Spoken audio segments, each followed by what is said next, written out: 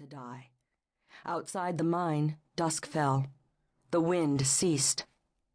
In the end, all that was left of number 4 was the sound of children's voices, crying, though there was no one left to hear them.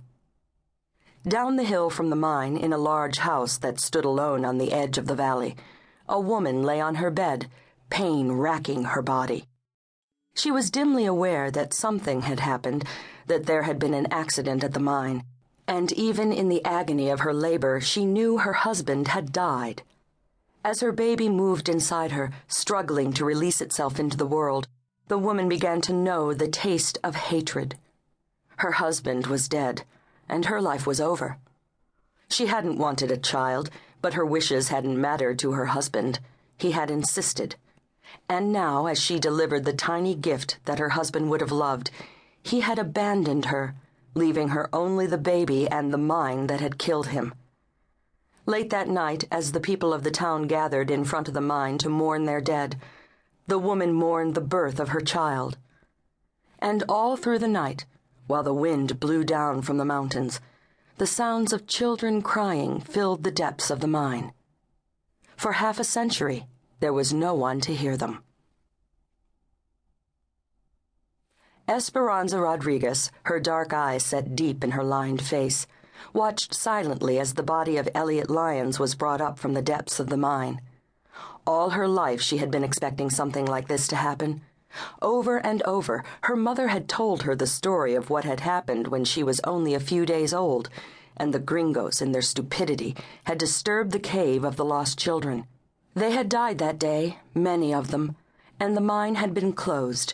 For 50 years it had remained undisturbed, its depths flooded with water, until a month ago, when Senor Lyons had come from Chicago and begun poking around. And now he too was dead. Dead like Amos Amber, who had owned the mine and died in the flood.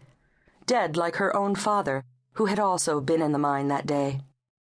Esperanza had no memory of the flood, but in the half-century since, as she had grown up near the mine, her mother had been careful to warn her of what would happen if the mine were ever reopened. It was part of the sacred cave now, the cave of the lost children. Though the gringos claimed the cave was only a legend, what the gringos thought didn't matter to Esperanza, for she knew the cave was real, as did all her friends. It was real, and it had to be left alone. Elliot Lyons had not left it alone, and now he was dead. Christie Lyons stared straight ahead, her eyes unseeing, her tiny white hand lost in Esperanza's large brown one. Tears flowed down her cheeks, and her chin quivered as she struggled not to cry out loud. She hadn't believed it at first. Her father was all she had, and she was sure that what was happening was all a bad dream, that any minute now her father would wake her up and tell her it was only a nightmare. She stared up into the face of Esperanza Rodriguez, who had held her in her lap while they had told her father was dead. Now Esperanza was smiling at her, the way her mother used to smile at her when she was very little.